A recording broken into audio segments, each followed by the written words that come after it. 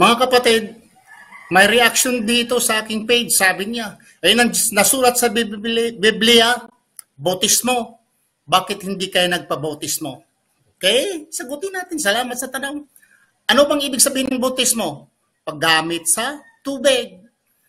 Kung ang paggamit sa tubig ay bautismo, kami tuwing sala ay naggamit kami ng tubig, nagbabautismo kami.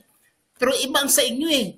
Ang bautismo ay pagkambyo ng relihiyon, mapagyakap ng bagong relihiyon. Kung totoo yan, tatanungin ko kayo, si Jesucristo na bautismuhan, di po ba?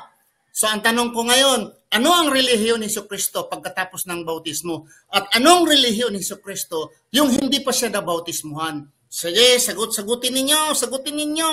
Dahil ang sabadista, pag katoliko ka, magsabadista, bautismuhan. Pag ikaw naman ay iglesia ni Kristo, magsabadista ka, bautismuhan. Tanong ko sa inyo, ang pagbautismo pala sa inyo ay hindi paglinis, kundi pagyakap sa bagong relihiyon. Kung totoo yan, ano ang relihiyon ni Jesucristo pagkatapos ng bautismo?